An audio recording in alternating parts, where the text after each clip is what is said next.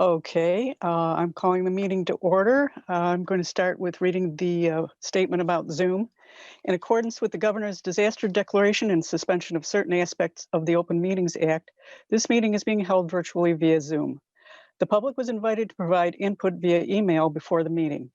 The Zoom information was published with the agenda, so members of the public may attend the meeting virtually and provide input.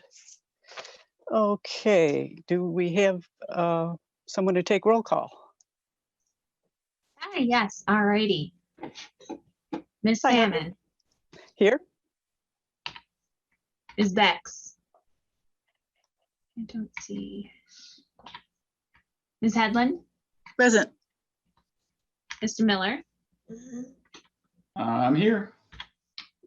Mr. Modica. Ms. Orchardton. Present. Mr. Pania.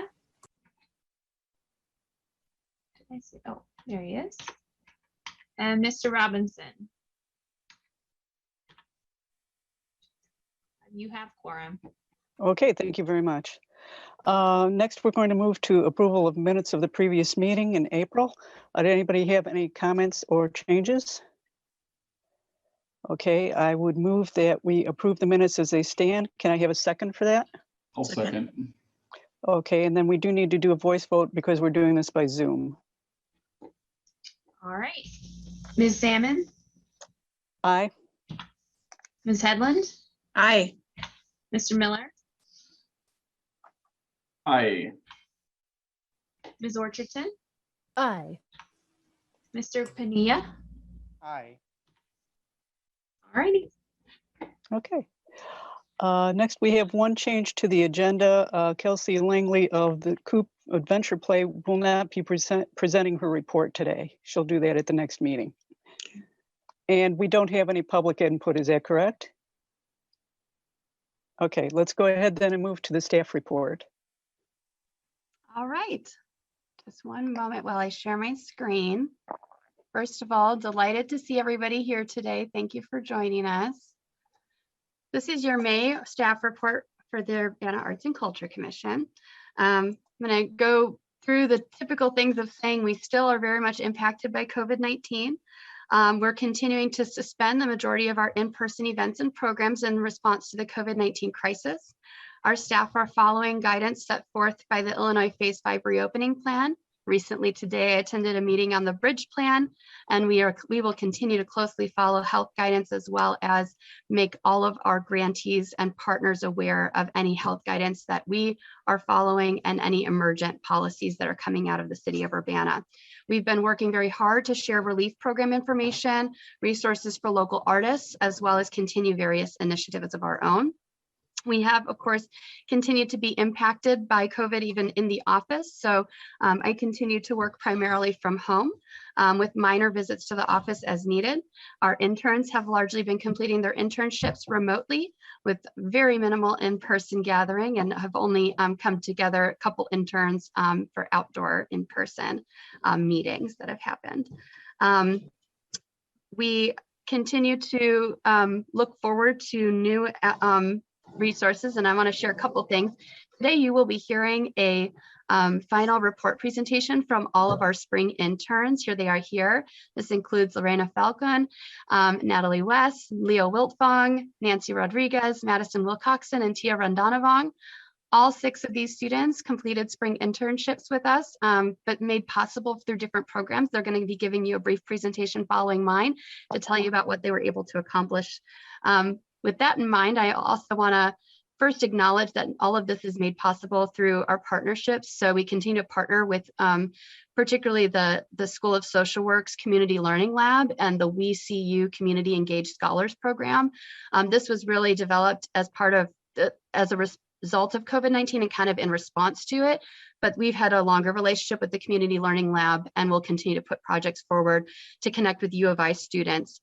We also have enjoyed a relationship with the Urbana School District 116's executive internship. So both Leo and Tia come to us through that program. And I want to point out too that we've been able to have Madison working with us through a communications class 292 at Parkland College. So again, also partnering with Parkland. So we really benefited from these kind of work study programs that have been made possible through these partnerships. I'll also announce that today went live our Summer Arts and Culture internship job announcement. So also made possible through an Illinois Arts Council grant. We have the Summer Youth Employment Grant that we've now gotten for many summers in a row. We will be hiring 3 high school students. They have to either be currently enrolled or recently graduated. This will involve mostly remote and limited in-person work over the summer. The deadline to apply is May 26th. So if you know any high schoolers that you think would be an excellent candidate, please encourage them to apply. We'll do a quick turnaround and they'll be starting working with us pretty soon here, just in the summer. Also want to acknowledge that all of our Urbana Arts grantees are well underway with their work. I want to thank everybody again for coming to the sneak peek and being part of all of that. Our contracts are in, things are signed, and a lot of, we've been able to continually have meetings with a lot of folks involved with these. And I've been doing in-person meetings here and there with different organizations, zooming into their meetings when they're planning and really working to support our 31 funded projects for the 2021 cycle, as well as giving guidance for those 2020 organizations that are still kind of working to complete their projects. I want to mention, of course, the Great Art Doors. We will have these installations going in before our next meeting in June. So we had 11 sites this year for the Great Art Doors. 5 are going to be in Champaign, 6 in Urbana. We were able to add a site funded directly through the Urbana Arts and Culture program. And our sculpture that we funded will be, and it's sort of a sculpture installation piece, will be right next to the city building on the corner of Vine and Illinois. So you'll be seeing that go through, and it will also be something that will be really viewable from our farmers market. And I'm excited about that. I don't have a picture of it for you yet, because one thing about the Great Art Doors is the artists are selected on their proposals. And so the artist is currently building the piece. But I can tell you, I think it captures a lot of Urbana's values of both environmentalism and being a tree city. And it'll be beautiful sort of natural art sculpture that will go there. And I look forward to telling you more about that next month and having pictures of the installation to share. We do continue the Art Inspired in Urbana social media campaign with the library. So we release every Monday a different feature of a local artist. Our most recent was Lori Fuller. And each artist gives a description of the things that inspire them, and also an example of their artwork and who they are. So you can look at our social media pages for those. And of course, even though she is also on the call because she's one of our grantees who's also giving a report on her project from last year, I need to highlight the work of our current poet laureate, Ashanti Files, because she has really hit the ground running this spring with quite a lot of activity. I won't go in detail, but Ashanti and I have been keeping a record of all of her dates, commitments, guest lectures, speaking opportunities, any engagements that she's been doing, as well as her own initiatives. And so it's pretty lengthy already. And she asked me not to read it at the very end of her tenure, but I fully plan to read the whole document to you all so you can see every wonderful thing that she's been able to do. I want to highlight just a few here. She's been able to give workshops. She has been to both classrooms at Uni High as well as at Urbana High School in their creative writing and their English classrooms. She's also been at the University of Illinois campus on a couple of capacities talking about writing as a rest and restoration practice, as well as finding a voice in how writing can support social change.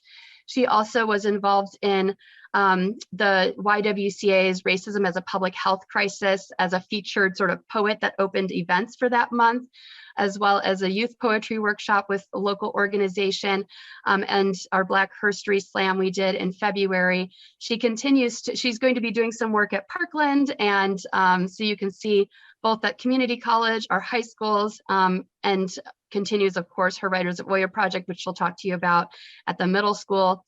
Her work is very far reaching so far, and we're really excited about everything she's been able to do. I want to highlight that April, of course, was also National Poetry Month, and we've kind of continued posting her prompts that she created for National Poetry Month on the Urbana Poet Laureate Ashanti Files Facebook page. So if you follow along there, you'll also get a weekly invitation to create poems based on her prompts.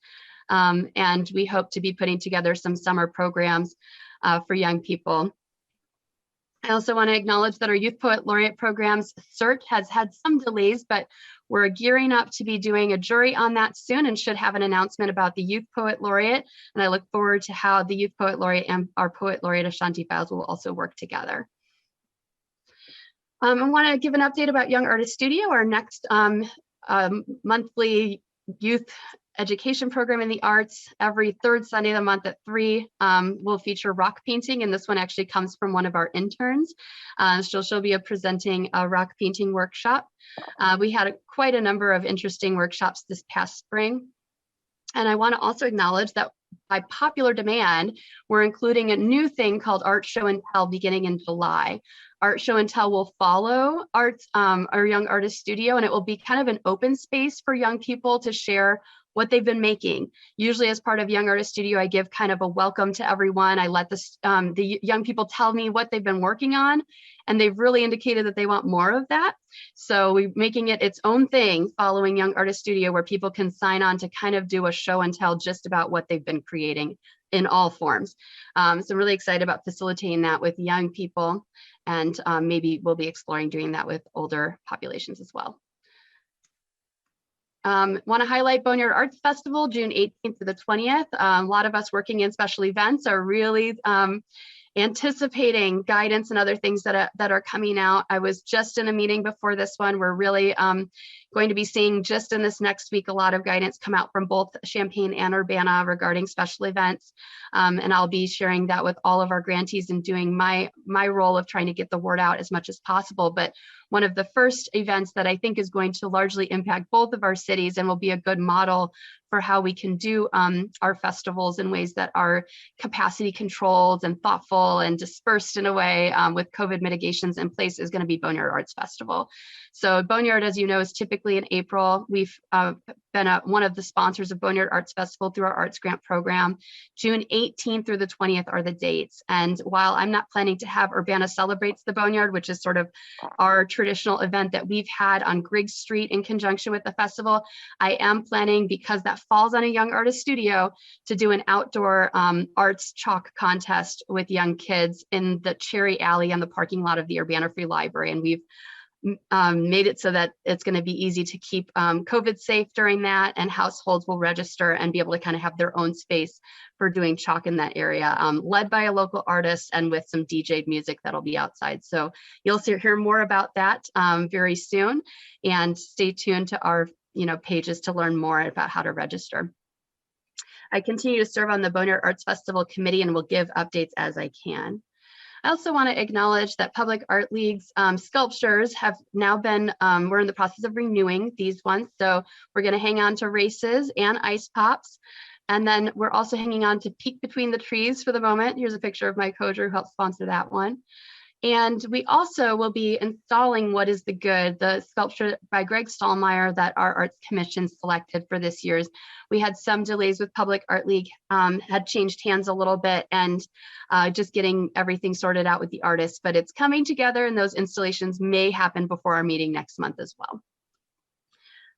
While we have not been doing Artists of the Corridor because the city building remains closed to the public, we do have our Pandemics as a Portal to Change exhibition that we did jointly with a number of partners, including the Krannert Art Museum, Museum of the Grand Prairie, the Urbana Free Library, Urbana-Champaign Independent Media Center, and our program. And this also included a virtual exhibition, a panel discussion about how art can be a tool for change. And we also did a recent virtual exhibition unveiling, so you can actually view the whole exhibit. This featured over 75 local artists. We have each one kind of created an artist statement, so you can see both the works and the artist statements on display on our social media pages, also airing on Urbana Public Television, Channel 6, kind of in between different programs. So this is a really exciting I think one of the biggest exhibits that we've had going on in a while in terms of what's featured. It is multidisciplinary. So you also see music, experimental works, theater works, quite a number of things in there. So do check that out as well. I'm also working collaboratively with the planners involved with Imagine Urbana, so the 20-year comprehensive planning process through the city, in particular through identifying opportunities to use the arts to envision our community 20 years into the future, and to particularly envision our arts scene. So I'll continue to be sharing with you different ways that we're doing that, but we're particularly now focused on looking at having them come back perhaps and do a visioning with our Arts Commission, but also how some of our events are going to be structured around Imagine Urbana. Some additional updates I just want to make you all aware of. I did sort of pull together an Urbana's creative placemaking activation meeting. It's very new, but really just a meeting of lots of different people in Urbana that plan events, both people who do large scale festival events, also some of our regular partners, the library, the park district, et cetera, to kind of get everybody into a regular meeting. We've decided on having it be quarterly, so it'll be something I'm chairing, and been just inviting anyone and everyone who's interested. So if any folks want to learn more, they can reach out to me at the Urbana Arts and Culture Program and learn more. We also did a survey to local venues and businesses regarding downtown activations. That was another recent thing that happened, really trying to shape how we think about all of our activation this summer. I also participated in submitting grant applications for both the CORE, C-O-R-E grant from the University of Illinois and an AARP grant for creative placemaking. So I won't give more details at this time, but if we get those grants, I'll certainly be sharing a little bit more about those two proposals. And then the committee support for interim use planning is a subcommittee that I'm on. And one thing that I just wanted to say that I'm sure you all would be excited to hear about, and that is that as we're looking at the usage of parcels that the city owns, so parcels of land that the city owns, and creating ways for people to make use of those things on an interim basis, we have included in any call for proposals a deliberate expectation of how that proposal will include public art. So that's an exciting part of being on that committee. And last, I just want to highlight some Keywide Festival dates just to put things on your radar. These are things that I know about. Those of us planning Urbana's Downtown Get Down have talked about how we can have it be more of a marketing campaign of what's going on in our downtown venues, how we can make more of a walkable festival where people can go and see things that are happening in our downtown, but also highlight what our businesses and venues are doing. So that would remain 4 Saturdays, May to August. Boneyard Arts Festival, as I said, June 18th through the 20th, will be a hybrid program. So this also will allow for some online things. Crystal Lake Park Art Fair will be August 7th. That is going to be an in-person program at Crystal Lake Park. The CU Black and African Arts Festival scheduled for September 18th with a week-long leading up to it of virtual programming September 13th through the 18th. So again, a hybrid program. Welcoming Week, this is National Immigrant Welcoming Week, will be September 10th through the 19th of 2021. We do have a couple of our grantees that are doing things in conjunction with that. Pygmalion, the 23rd through the 25th of 2021, that should say. That's a hybrid program again. And then CU Folk and Roots, October 21st through 23rd. I should say both Pygmalion and CU Folk and Roots are hoping to do mostly in-person things, but they may have some elements that are hybrid. And then Kwanzaa 365, obviously December 26th through January 1st, but then throughout the year, it's different events. This is another one that we funded. So just wanted to let you all know about those dates. We continue to use this source for artist relief information and share it as much as possible. That's the Americans for the Arts COVID-19 Relief Guide. And that's it.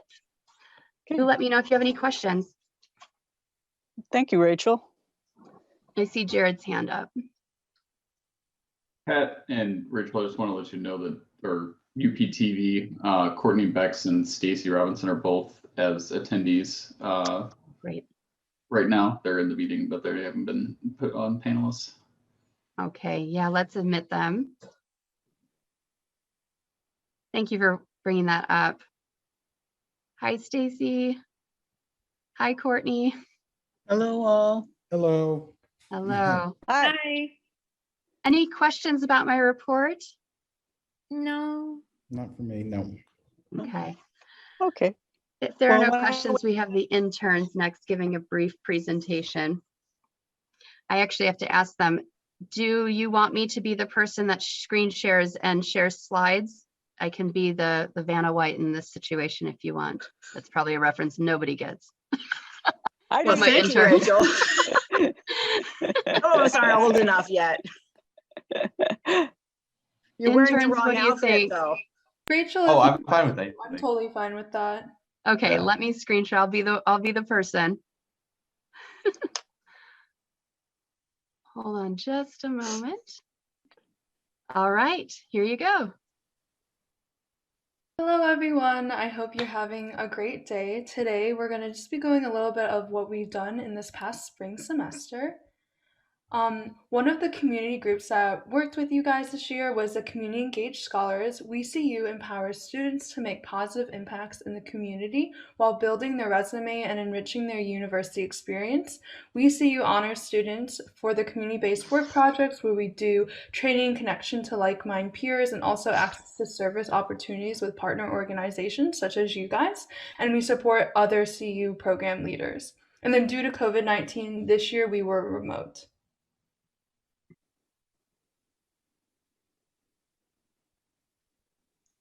So yeah, the USD 116 executive internship was held at the Urbana High School. It's a program that me and Tia are a part of. It's headed by Miss Amanda Rosser, and there's like a 30 to 40 applicants, and I think only this year 10 to 11 were accepted. And yeah, most of our internships happened after, but sometimes it just varied based on, you know, the internship. And the internship encompasses a wide variety of career clusters, which was pretty nice.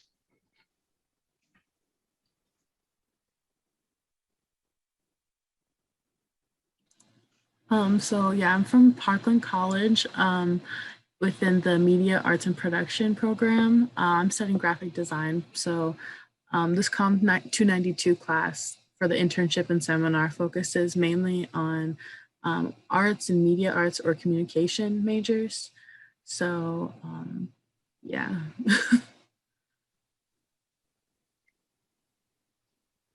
Hi everyone, I'm Natalie and I'm a sophomore from the University of Illinois. Throughout my past year here, I've been a teaching assistant, fine and applied arts ambassador. I'm the secretary for my own club, which is Asian American Association, and I also intern with the Asian American Cultural Center, and I do work with the Spurlock Museum. So my major is in urban and regional planning and my minor is in community art education. I'm really passionate about creating an equitable future for art and cultural programs. And I joined this internship because of my interest in art education. As someone who hopes to have a position in urban planning where we have a centered around social justice, I felt like this was a great gateway for me to be able to learn about community art projects. So yeah, my name is Leo Wilfong. I'm a senior at Urbana High School. I'm going to graduate this May. And then afterwards, I plan to go to EIU in Charleston. I plan to major in marketing or management, some you know, combination of those. But I plan to help small businesses, you know, get a foot in the ground, or a foot in the door rather, wherever future communities I may go to. So I hope that, well, I not hope, but this internship has given me those skills to pursue that.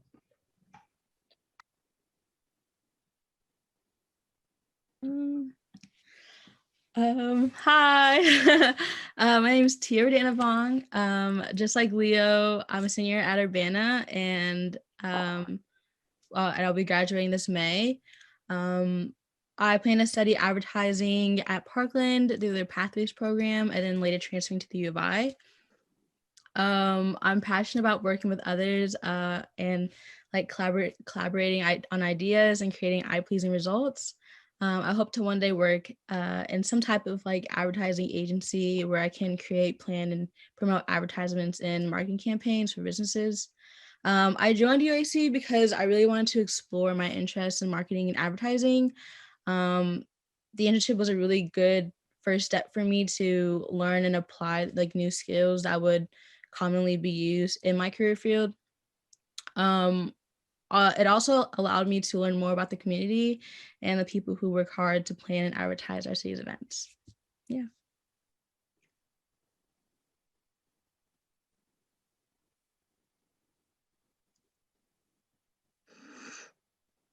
Sorry, I thought I was unmuted. I'm Nancy, and I'm currently a junior at the University of Illinois.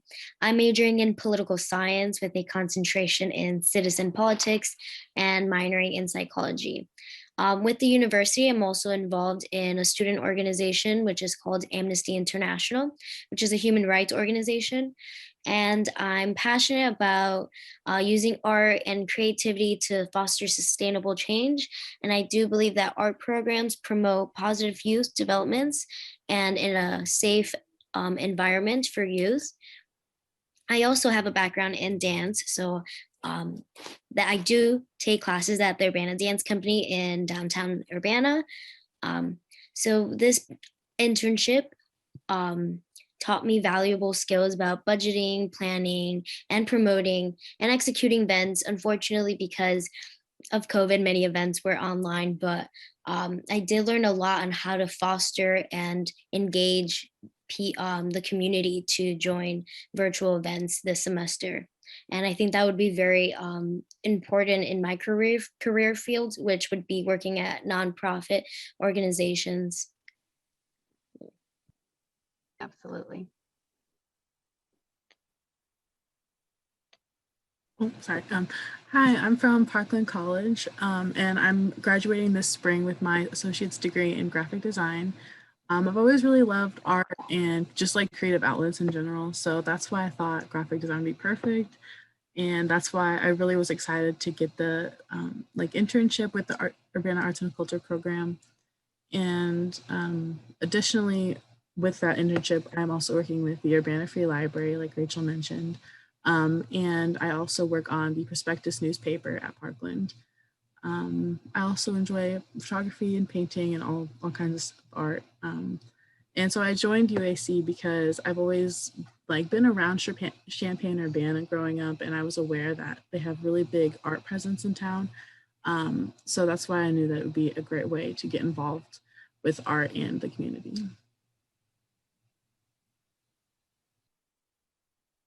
Hi everyone, my name is Lorena. I'm a junior at the university and I'm studying landscape architecture. And I also have a focus in urban planning and design. I'm from a really small town in the Peoria area. And I just have really been drawn to this past year to community design. And really how I got involved with the UAC was the fact that I really just wanted to get involved more with the community. And I know that the community has just knowing what goes on and all the events that happen have a really big impact on some of the designs that we do in the urban fabric. So that's where I really just wanted to get more involved and kind of feel around of what Champaign-Urbana has to offer for residents. And I'm just really happy that I was able to do that.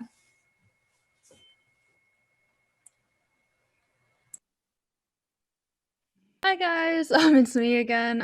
Over this past semester, I was able to host the virtual Young Artist Studio for Chinese paper fans. It was super fun. We had a great turnout and a lot of kids at the end were able to perform a traditional Chinese dance. So it was super fun to see their reactions and to see them laugh and play around and be able to just experience my culture. And then I also represented the Urbana Arts and Culture program at the 5th annual Grantathon. There we just, covered the basics of what grants we do, the different tiers.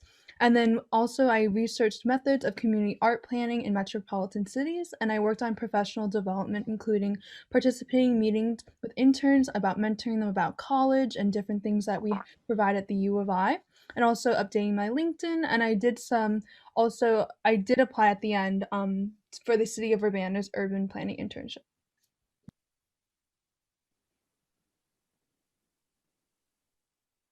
So yeah, some of my accomplishments this spring internship, I helped take notes in Urbana Arts and Culture meetings.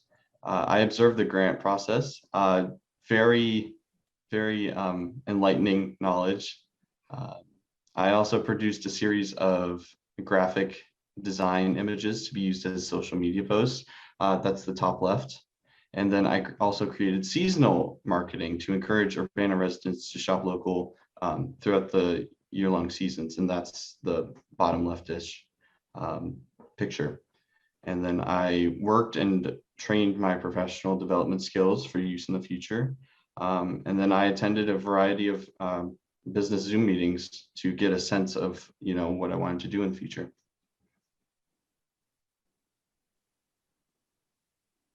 Okay, so my accomplishments during the internship, like Rachel showed before, I helped generate the art inspired and Urbana post in Canva featuring local artists.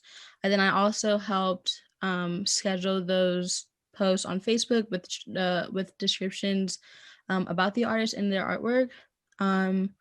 I also created laureate likes renderings for Urbana Poet Laureate Ashanti Files in Canva as well. Then I reviewed the city's business and artist relief page and checked dates and URLs just to make sure everything was up to date, and then if URLs were working or not. And then I was able to interview the person in charge of development and promotion at the Urbana Free Library about marketing, and I asked her about things that I should prepare for in the future.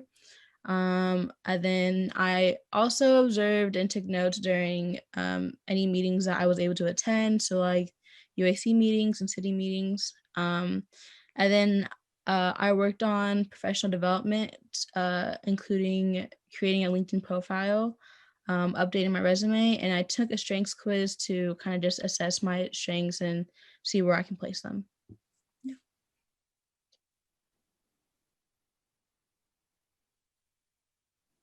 Hi. So I worked on professional developments. This included, we had the CU Mentor Hour. We talked about college regarding scholarships and community aid. I also was able to update my resume and create a CV. And I had the opportunity to create a strengths quest quiz to assess my strengths. And I'm currently right now planning my own arts workshop as part of the Young Artist Studio, which should be around September. And in this upcoming summer, I will be able to participate in Design a Mural for Downtown Urbana, which is a joint event with the Urbana Arts and Cultural Program.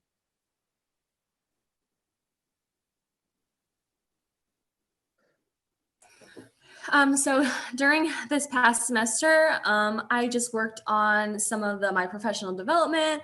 I sat in on meetings with the interns along with the CU Mentor Hour. We talked about scholarships and really big financial situations that we were going through this semester. I assisted with advertisement for the Pandemics as a portal to change the community exhibit. And then I also expanded my network by sitting in on meetings and meeting different community members and leaders. And I also designed social media posts and other small content for the department.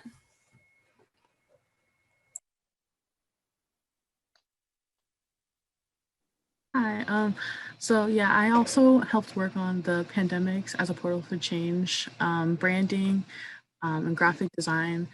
And I also helped with the additional digital exhibition, which is coming soon. And I'm currently working on the Urbana Grows Wild Youth and Chalkathon poster and graphic marketing for that. Some of my other internship stuff was done at the Urbana Free Library, and I was able to make posters there, stuff like that.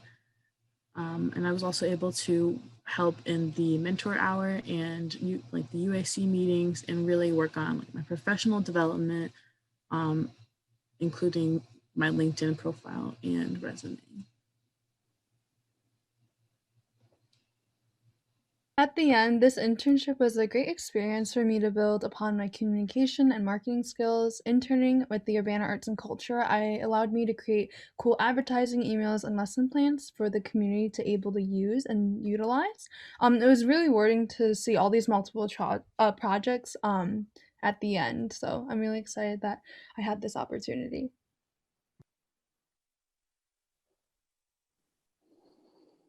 As a whole, this internship really expanded my knowledge of the world of marketing.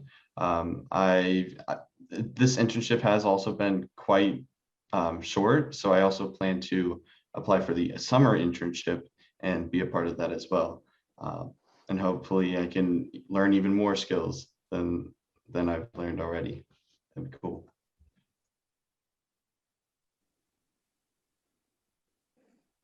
Overall, I'm very thankful and grateful that I had the opportunity to intern with UAC. It couldn't have come at a better time. I was very undecided about when I want to major in college, and I think um, interning with the program really helped me solidify my decision to study advertising.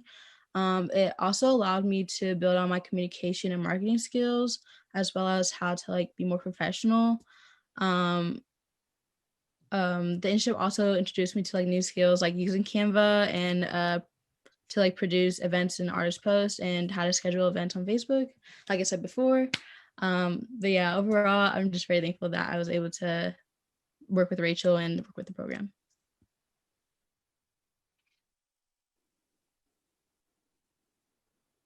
So this internship was a great experience. Without it, I would not have had otherwise. Certain events like the pandemics has supported to change and young artist studio reminded me and reinforced the importance of introducing arts and creativity to youth to inspire social change, just like the Urbana Arts and Culture program is doing. I was also able to learn and engage with the community, which I would not have been able to do otherwise as a student at the university. I feel like a lot of us do not really take the opportunity to engage with the community and learn more about it. And so I'm just really excited about more things that I can do through this internship with UAC. And one of the events being the design a mural for downtown Urbana this upcoming summer. This internship was really perfect for me because it taught me a lot about graphic design being handled in a real world environment instead of just the classroom. I was also really able to build upon a lot of skills with my problem solving and communication skills, which is really great. And I think my favorite part of this internship was like the satisfaction of creating things that the community ends up seeing and interacting with, particularly, with art. And it was very rewarding to see people excited about events and announcements that I was able to help plan, or well, not plan, but do the graphics for. So this internship really allowed me to get more involved in the community, and that's really the main reason why I joined. And I was able to see some of the planning processes that go behind the events that happen, and it's just a really great opportunity to be both involved with the university and the town that we're living in. And it's definitely opening my eyes up to everything that I like go to and spend my time at. And I really hope to continue my work in the community through my senior year, and then also use my skills from school in the real world. Thank you to Rachel Storm and the Urbana Arts and Culture program. Thank you to all of you. So I wanted to give them this opportunity to tell you all about their different accomplishments because there are so many and they often don't get a chance to come in front of the Arts Commission and share it all out. These students are ending their spring internships. A couple, I think, hope to continue in different capacities, and I hope to still have them. So we'll see what we can do over the summer, but the help that we've had during this time has just been amazing. And you've heard a lot of them talk about professional development. That is huge for me. I really care about students also thinking about arts and different kinds of creative industries as places for them in the future, and really thinking of these internships as a great pathway to thinking about that, as well as planning for college and other things in general. So things like the CU Mentor Hour they're mentioning, this is something that we've just started to do traditionally as through our program. So I'll have the college students mentor the high schoolers, and it's a really great experience. So I just want to thank all of you for the time that you've put in. We are celebrating our interns internally tomorrow. All of our commissioners are invited to a Zoom meeting at 3 p.m. 3 p.m. tomorrow. And I'll remind you of that in an email, commissioners, and you're welcome to attend. Any comments or feedback from our interns this semester? Nope, just a very good internship. Thank you, Leo. Commissioners, any comments? Just thank you for all the work you've put in, and it sounds like you've all learned something from it too. So I think it worked both ways. Sounds like a win-win for all. Yes, thank you so much again, interns. Okay, at this point, we'll move to the grant presentations. The first one is going to be by Emily Buck of Community Fab Lab with her final report on the grant project Teen Art Council. Is Emily on with us? Let me just double check that Emily's not in the waiting room. I don't see Emily. So at this point, let's assume Emily might be moving to June. Go to the next person. Fine. Okay, the next one would be Karen Media will present the final report for celebrating 20 years of the Urbana-Champaign Independent Media Center. Hi, Karen. You're still muted. Here, I just asked you to unmute. Got it. There you go. Thanks. So many things to do at the same time. So I'm going to share my screen, and I think it's going to be the presentation. There we go. So let me start at the beginning. Then I have to make sure that I can see what I'm doing. I think if you click play, it'll go full screen. That Okay. play button at the top. I think I actually want to edit as I'm going, so I think Okay. I'll do it this way. Okay. So the project was called Celebrating 20 Years of the Urbana-Champaign Independent Media Center. And it was a Tier 2 Urbana Arts Grant of $2,500. And the people who applied for it was the anniversary committee of the UCIMC. And with that, we had 8 live virtual events. And for those live events, we paid for 10 artists. I mean, the grant paid for 10 artists. And we had 330 attendees. With each one of those events, we recorded them and archived them. And then we also, in addition to those live events, we also recorded 5 interviews.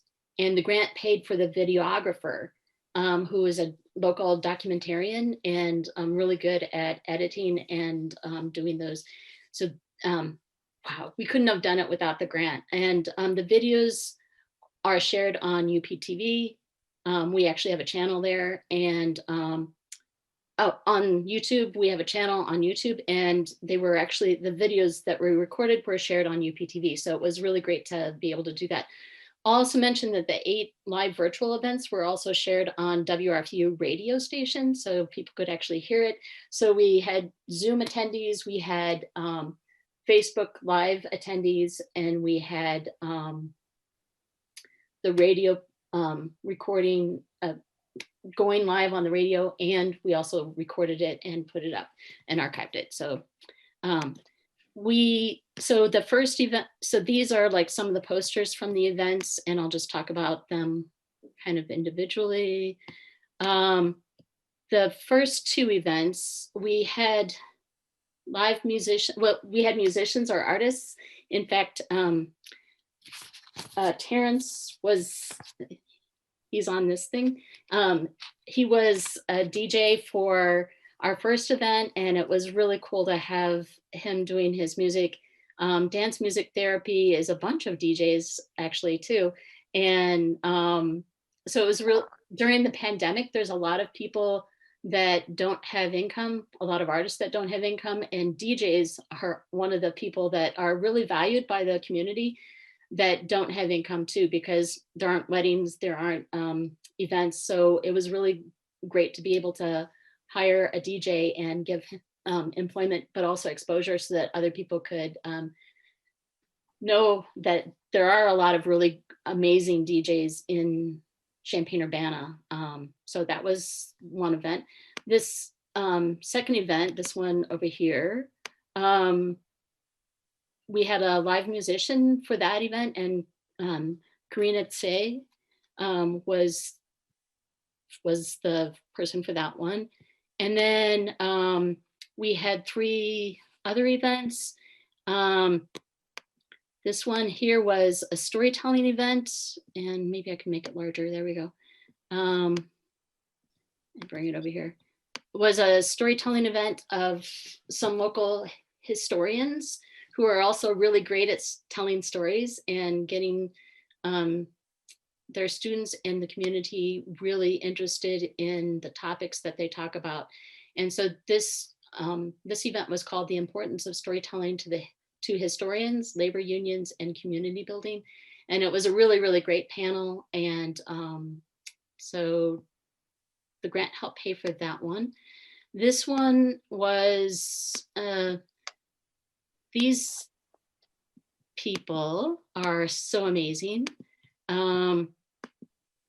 Mother Nature is a group that actually would not exist if it weren't for the Urbana Arts grants, and for a lot of the collaborations that they do, because the open scene, open mic stuff, a lot of people got started in the arts with open scene, and that was actually funded by the National Endowment for the Arts.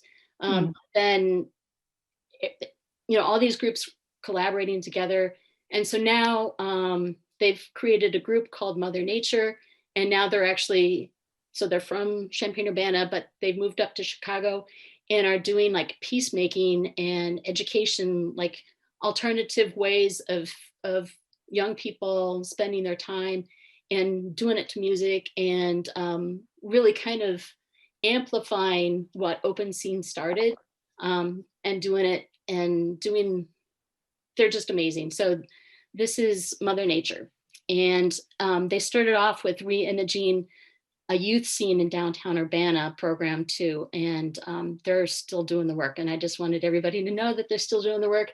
And so this is the past and the present and the future of all the money that goes into these programs and all the energy. It really changes a lot of people's lives. And I just wanted to point that out, or emphasize that a lot. Then this event was a storytelling event it was 2 events. And we had a professional local storyteller, Dawn Blackman, or as everybody knows her, Mother Dawn. She did a storytelling workshop for teens and adults on Saturday, and then on the Sunday, March 21st, she actually did a workshop that was a collaboration with I'm sorry, what's your program called, Rachel? The Young Artist Studio. Yeah, yeah. Everybody kept mentioning it earlier today. The Young Artist Studio that was doing a thing over with the Urbana Free Library Children's Department. And so we actually pitched in with that too, because it fit in really well with our storytelling event. And so that was another great collaboration with them, was to get Dawn Blackman to do it for all ages, basically. And Dawn Blackman's just an amazing storyteller.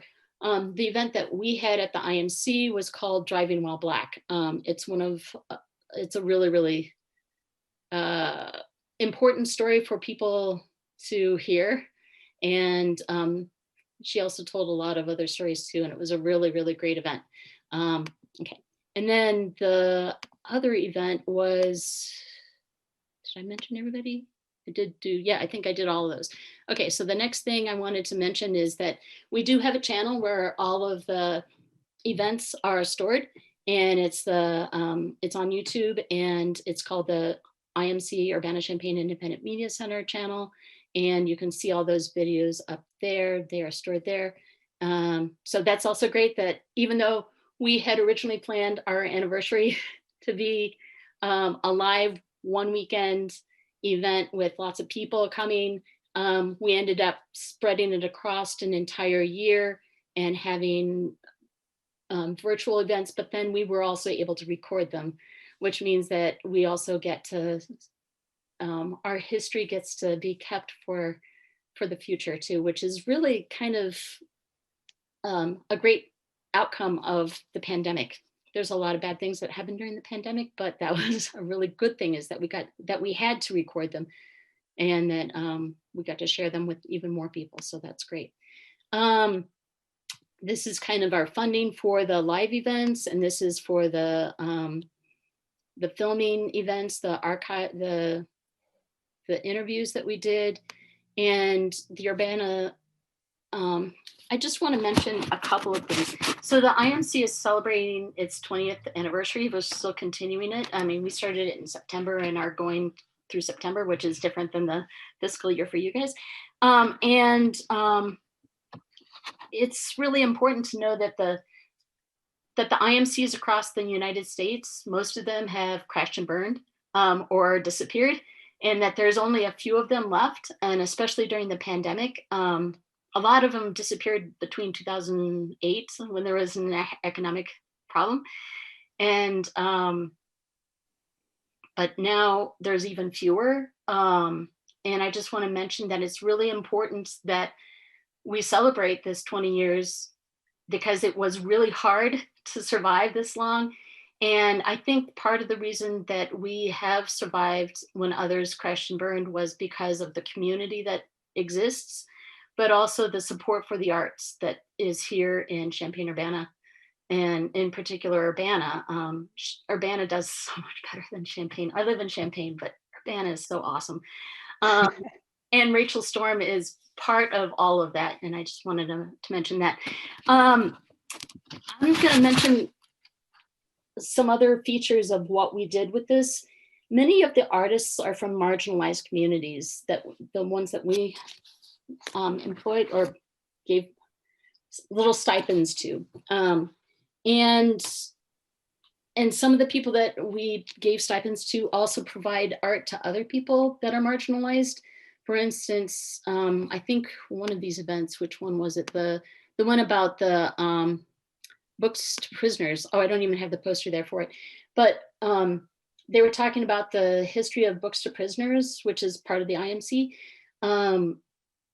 Some of the people that talked at that event also go into the local jails. There's 2 local county jails, the Satellite and the downtown one. And they go in and they actually provide art experiences for the people who are currently incarcerated and not able to get out on bail and things like that. So, wow, talk about marginalized. These people are kind of separated and in really bad situations. So it's really cool that marginalized communities are also able to have access to the arts. But the project also provided great value to the community.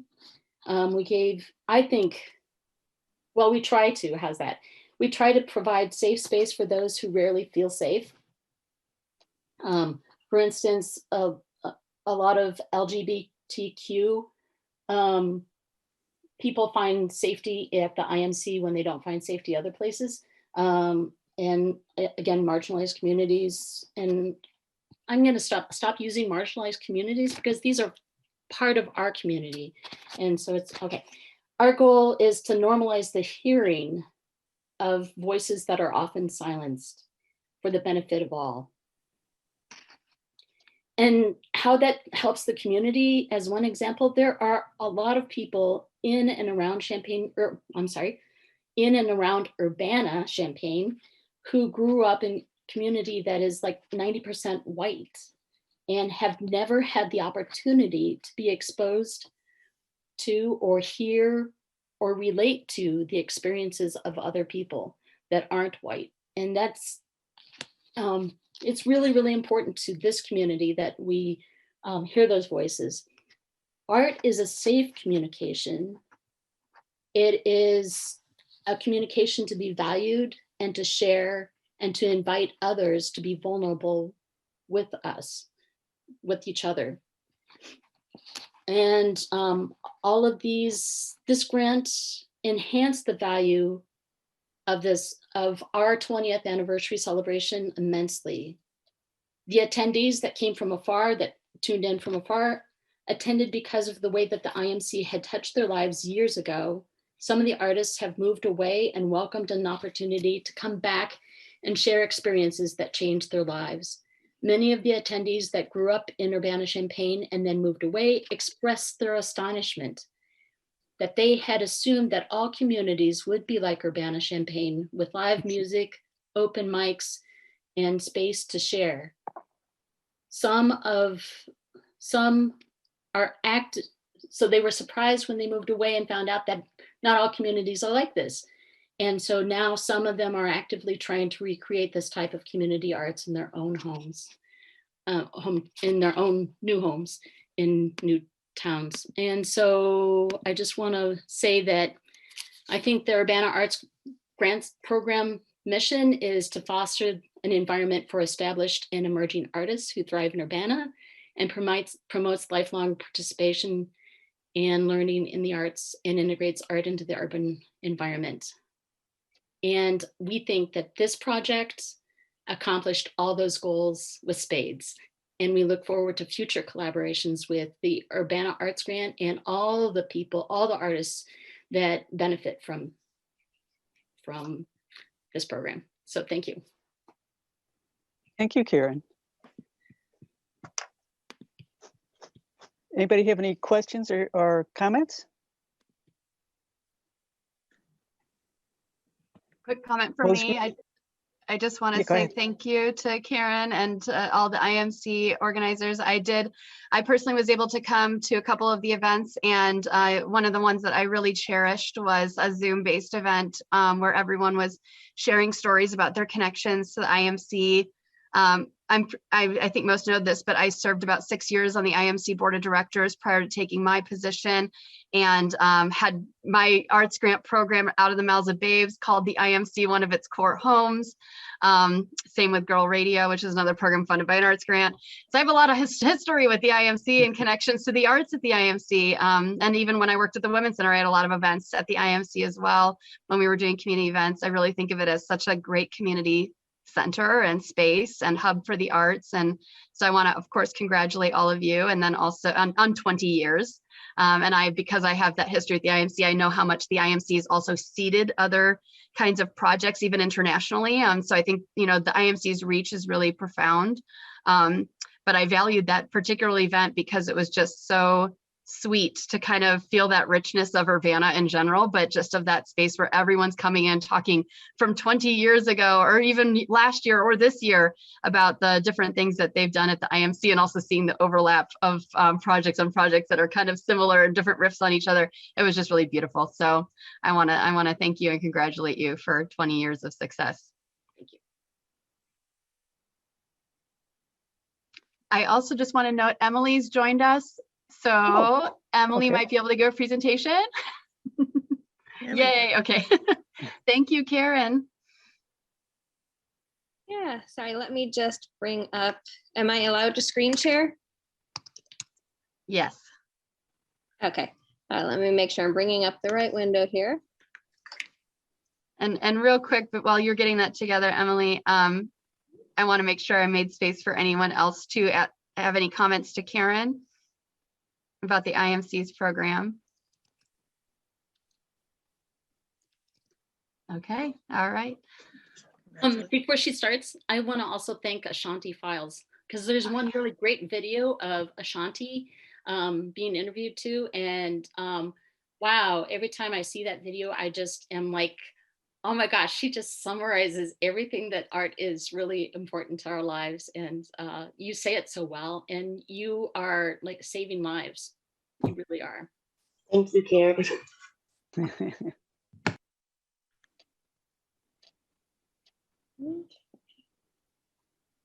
Kat, just as a reminder, maybe let's go ahead and introduce again Sure. the Fab Lab. Yeah, this is Emily Butt of Community Fab Lab, and she's going to be talking about the 2020 Urbana Arts Grant Project Teen Arts Council. Yeah. So hi, everyone. I'm Emily Butt. I am the engagement and instruction coordinator for the Champaign-Urbana Community Fab Lab.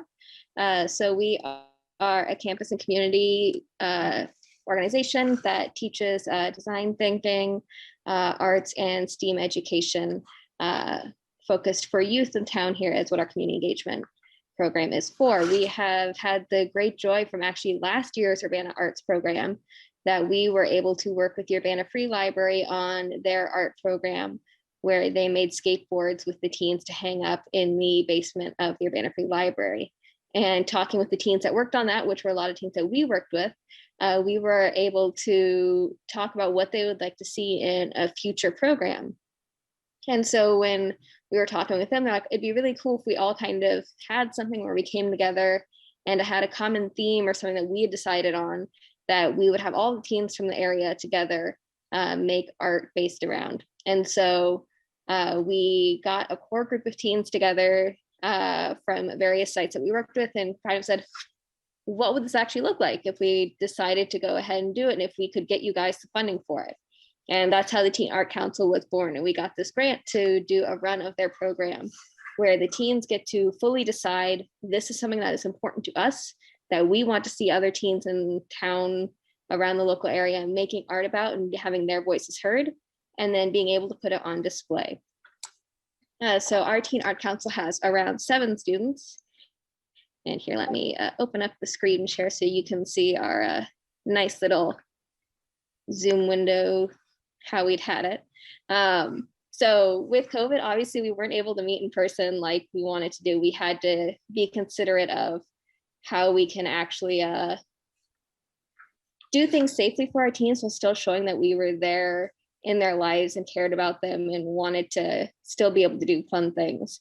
So we met with them over Zoom every week, usually on Tuesdays, actually around about this time, to discuss, what's going on in their lives, how things are going, as well as plan this great undertaking that was obviously going to be a lot more complicated with COVID. So throughout it, they decided that they wanted to do art kind of inspired by COVID and like all of the things going on in 2020. As you guys know, it kind of was a year that never felt like it was going to end, and all of these bad things kept happening. But they didn't want to just focus on the negatives. That was something that was very strong. Like, we don't want to do a depressing art show. We want to talk about, all the good and the bad that we had together in this year. So let's see if it will go. Sorry, the Zoom window's on top of the photos. So they decided to do what is called the Ununited States of America, which is, let's talk about the things that make us united and the things that pull us apart. So this photo here is actually the virtual exhibition that they put together. It's linked on the Fab Lab website if you guys want to take the time and like walk around the virtual exhibition.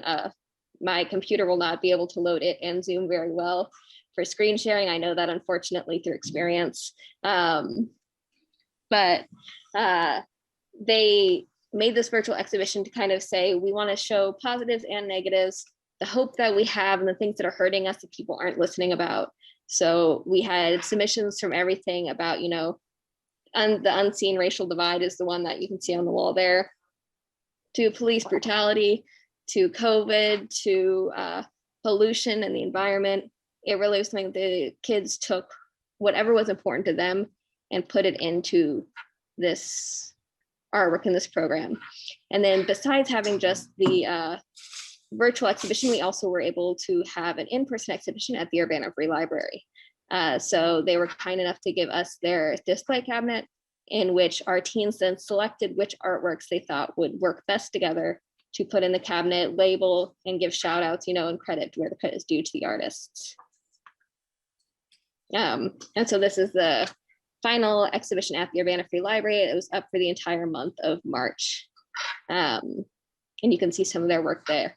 The way that this program worked was that because we could not have, in-person art making workshops with COVID, the teens in the Teen Art Council actually wrote up and designed full kits of art supplies that could be distributed to anyone in town who requested it. So messages was sent through the Urbana Middle School, Urbana High School, Uni High School, the libraries, Fab Labs, Facebook pages, through the Urbana Arts and Culture Program's own social media channels and that, and any kid or parent could sign up and then pick up a kit from here at the Fab Lab or at the Urbana Free Library and then register for the program and submit their artwork on their own time.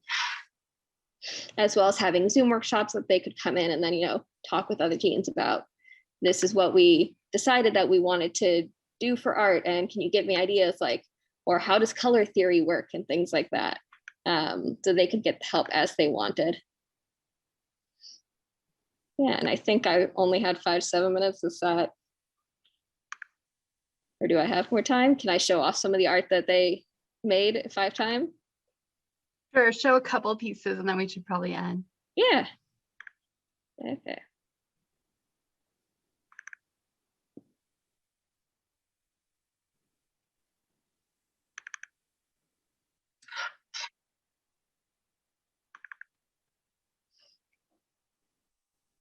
So art could take any form from, we had people who did traditional pencil and graphite type drawings to people who did colored pencils, markers. We had sculptures. We had people who did more illustration using markers as well. And they got to choose which type of art they wanted to make and then take the appropriate kits for it. So we have variations of markers, and it's what we call the illustration kits here, as well as then some who did things in acrylics or watercolors, or mixed if they had gotten multiple kits. So we have watercolors on Earth, as well as acrylics of COVID-19. And then a couple of them also had puzzles, because every single kit got a puzzle that if they wanted to use either to do select pieces of or to do their entire artwork on. That was something that the Teen Art Council found to be a really interesting idea, with the whole idea of unity and disunity.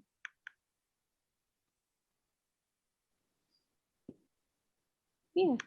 And then I would encourage everyone, if you have the time and the computer bandwidth to do so, to check out the virtual exhibition. I will link it in the chat if that is allowed, or I can send it along as well. Thank you, Emily. Any questions or comments for Emily? You're getting some claps. I'll just say, Teen Arts Council, I really look forward to thinking about how our Arts and Culture Commission and Teen Arts Council can work together somehow. I think it's phenomenal that you've been able to work, and the teens have been able to work to build this Teen Art Council. I'm so excited it exists. I can't wait to see how it grows. And I think the kit model that you all created with the workshop and the kits became a model for all of us, right? Like Young Artist Studio was using the kit, a kit-based thing with our virtual programming. I can speak from experience. My middle schooler did do the Teen Art Council workshop, and your kits were amazing. Tote bags full of goodies. I mean, just amazing, high quality art products and things. So I'm just so glad that you were able to put that together. I think it was phenomenal. And if you haven't yet, everybody on the call, I did reshare the that exhibit, and it is on our social media page too. Do check it out. It's one of those that I've seen more recently where people can actually walk through virtually and like see all the pieces on the wall curated as such, and the art labels. It's really kind of cool. So if you haven't, check it out. Yeah, and that was a fun experience for them because they did the full virtual exhibition, deciding where everything would go themselves. So that was a lot of good discussion about, you know, what does it mean for this piece to go next to this piece? Like, what is it that we want the people to experience as they're walking through it? The same that it would be with a fixable exhibition, which was a really good experience for them to get. And a lot of them have been really excited to see where they can go from here. It's not with the grant funding thing, but they're now actually looking into doing fundraising to keep the program going outside of grants if they want to. So it's really exciting to see how it grows and what they've all gone into this year now. Very good work. Excellent. Okay. Thank you. Our next grant presentation is Terrence Stevenson of Dance Music Therapy, talking about the project Dance Music Therapy. Hello, everyone. Hi. Once again, really want to say thank you to the Arts Council for funding Dance Music Therapy. before I begin, can I just say that I hate COVID? COVID sucks because unlike all these other grants or grant award winners, our entire grant was in person. And so when COVID hit, you know, we were stuck. We had no idea what we were going to do, how we were going to pull this off. And so the cool thing about COVID is that it forced everybody to figure out how to pivot and how to achieve a goal in a different way, take a different route. And so what we did was we tried to take everything that we did in person online. And so we launched a YouTube channel, and we were on Facebook and Instagram, and we were DJing, and we were sending our links out. And we didn't know anything about this copyright algorithm thing. And so we would get kicked off, and people would be like, where are you guys? Where are you now? And what have you. And so years ago, I used to DJ with this guy who lives in New Jersey, and he had like a DJ channel online, and we would stream. You know, he would pick different DJs, and we would schedule different time slots and what have you. And so he kicked it off again. I mean, and he was stuck in COVID. He was at home working, and like, let's try to get the band back together, and let's try to see if we can make a run at it again. And so he launched his site on Twitch, which is actually a gaming site. I had no idea that gamers actually sit and watch other people play the games instead of them playing the games themselves. That doesn't make any sense to me, but it was an avenue for us as DJs to be able to stream live and not worry about copyright. And so what we did was we took over Sunday afternoon. So Sunday afternoons from 5 o'clock until 4 or 5 o'clock in the morning, because I would only stream for 3 hours. Mickey would stream until he got tired. So if he took what we call a disco nap before it was his turn to play, he'd play literally until he got sleepy. And so sometimes it was 4 or 5 o'clock in the morning.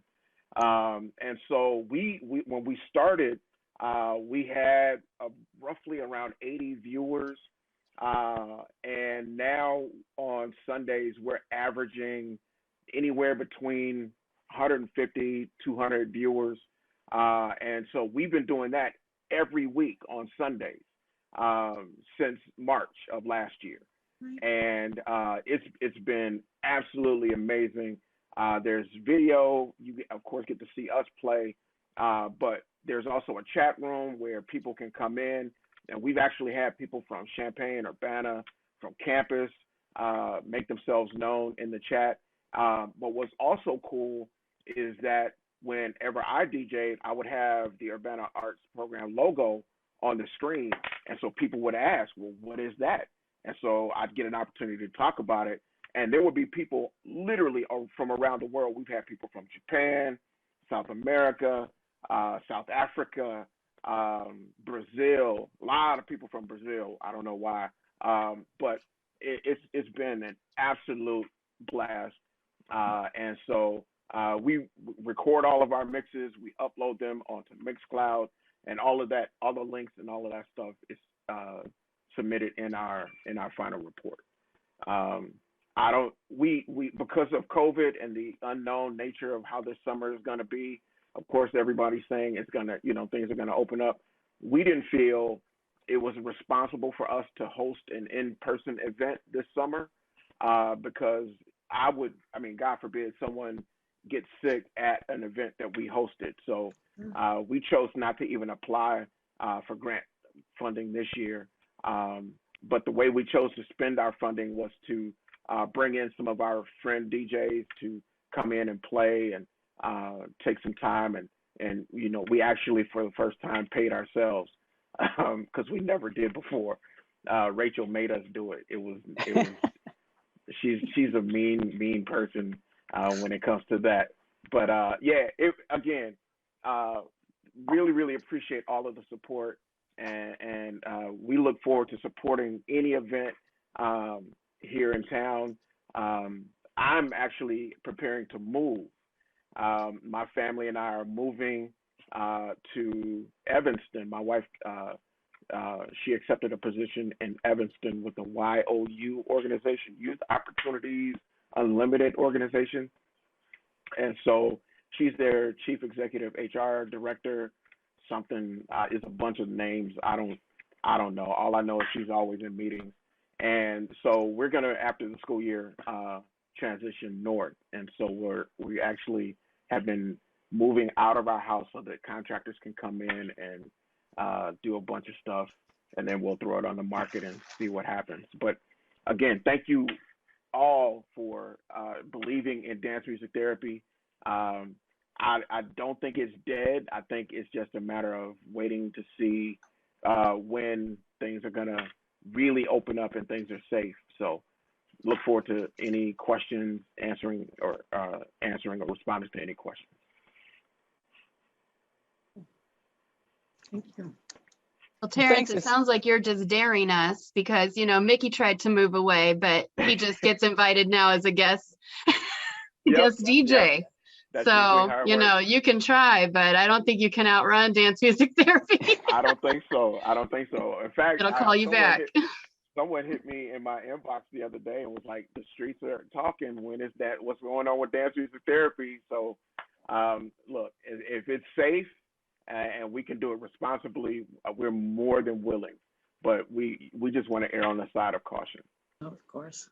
I'll say this, one thing I love about DMT is it's one of those spaces where if you're on the dance floor, which I like to be on, you can kind of, it's a place for solo dancing. So it's kind of great in that respect. I think you could maybe try that, like circle them up 6 feet apart and try to dance very amazingly in your circle and see how it goes. I think there's a future there. And I think it's definitely an event that many of us know as a space that's really inclusive and kind of brings the healing properties of art out. So I look forward to its future one way or another.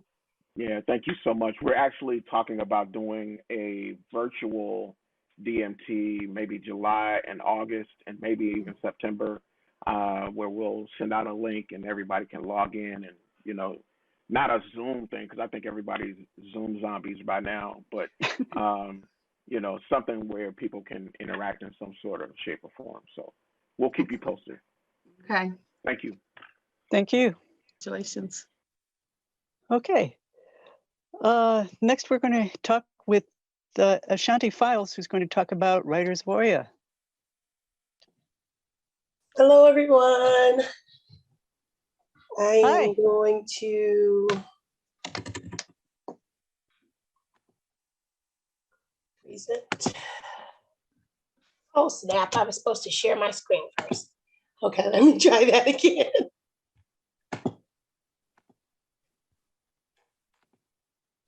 There you go. Okay. All right. Hello, everyone. This is my second time hosting the Writers of Oya, and it's totally because of you guys and your generous grant for our phase 2 of this project.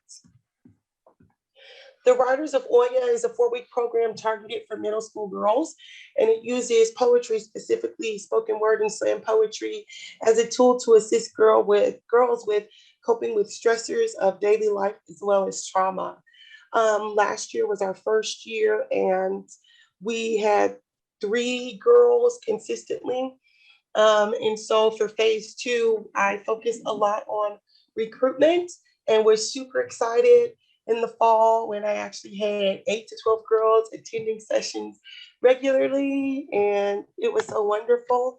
And then COVID happened.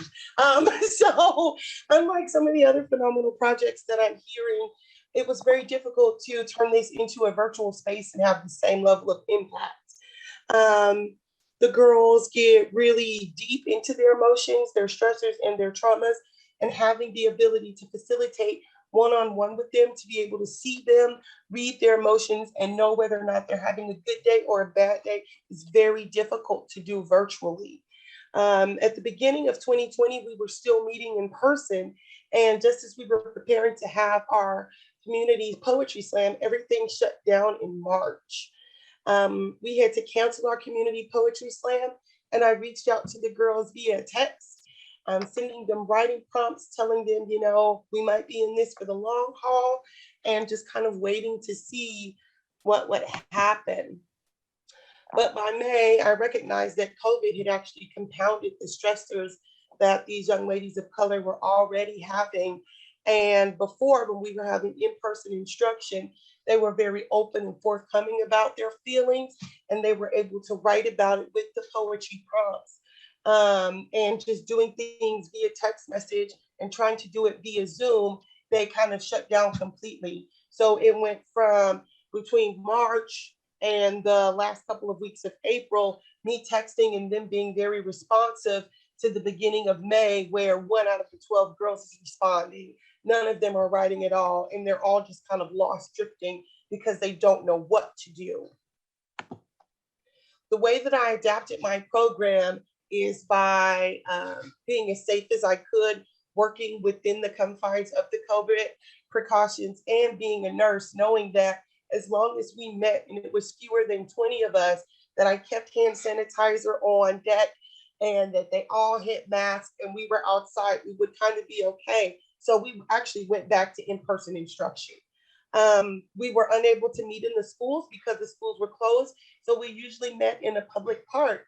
My grant money that typically went into snacks and journals and t-shirts and water bottles went into buying food, because a lot of these girls tend to struggle with food security. So I was a little bit nervous submitting receipts to McDonald's, but I swear it was me eating them. I had to get a little creative and get a little fun. We received a donation from Sam Smith and the Crandon Art Center to work with the local producer. And because he was local, his name is Grant Alexander, and because our group is so small, we were actually able to do one-on-one sessions in his studio where he taught them how to perform spoken word over music, a music track. So I actually like to play one of those for you. It's about 2 minutes long. My presentation isn't very long, so I feel as though I can give you 2 minutes to see how we adapted the program, how I adapted my teaching, and how the community just rose up to have our backs so that the girls could still have their therapy through poetry in a safe way.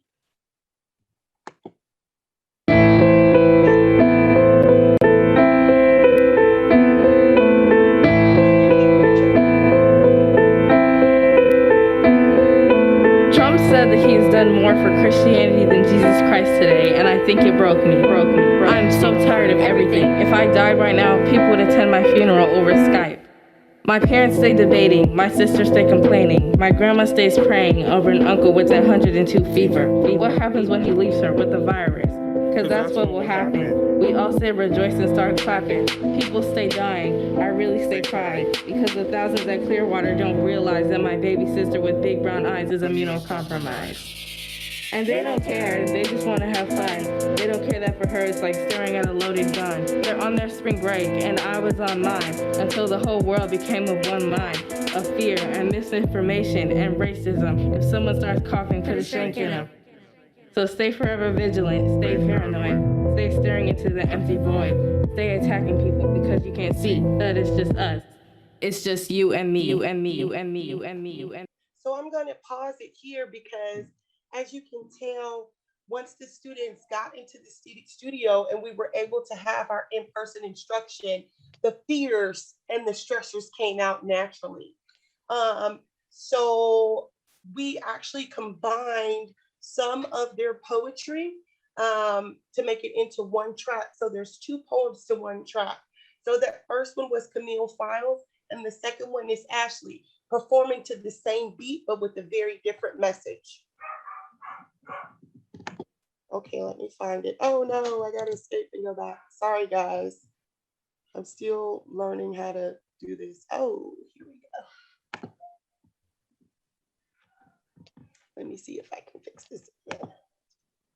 I appreciate your patience. As you can hear, my family has a total disregard for what I'm doing. Okay, so I'm gonna play this Sister with big brown eyes is immunocompromised.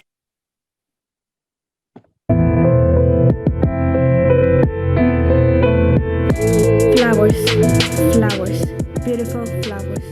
You think flowers are beautiful? Do you think that people are too? How you think that people are like flowers too? Think this way. Think that flowers are people. The water, sun, air, food, and wine are love, happiness, friendship, and self-love. People can live without it. Now, think about those things that kill flowers. Think that everything that kills flowers is hate, pain, despair, and loneliness.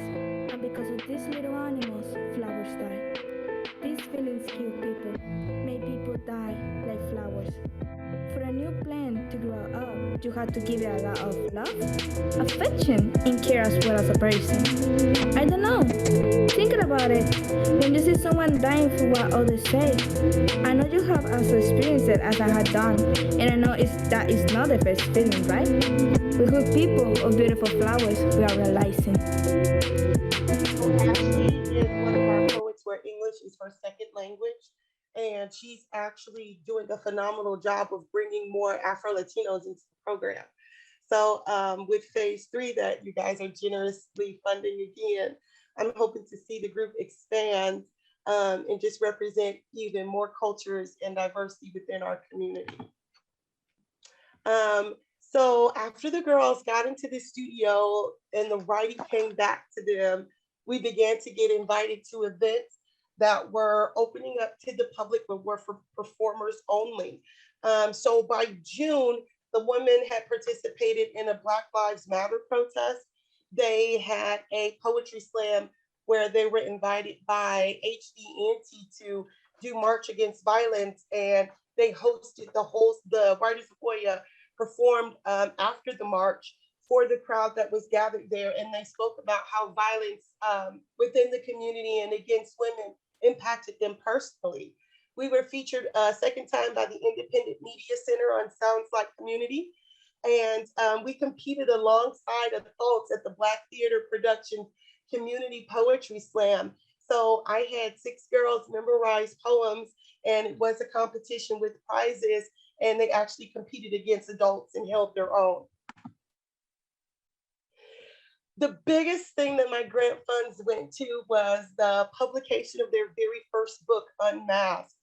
By fall, they had kind of got into the groove of, restriction of social activities and things. And so they poured all of that frustration out into their poetry. So we had a very nice book, Unmasked. Our book launch was hosted by the Urbana Arts and Culture Program, of course, as well as the Urbana Free Library. And we were greeted with rave reviews by the community. The girls were really happy, and they told me to make sure to tell you that thanks to you, they are Googleable now. I don't know if that's a word, but one of the things they like to do is go on Google and Google themselves and, just say, hey, look, I did this. And that was the purpose of the book, Unmasked. The majority of the grant funds went into the production and printing of it, but I gave each girl 15 copies and told them that they can sell it and keep the money for themselves. This promoted a sense of self-efficacy within them to let them know that if you believe in yourself and you persist with the project from beginning to end, you can make money, you can make a living wage. And so this is the book. And they had a great reception by the community, and I don't know, I'm just super, super proud of them. We were also featured on CI Living for a second time, ShambanaMoms.com, Smile Politely. Like I said, the community just really opened their hearts to these girls, and we were very grateful for it.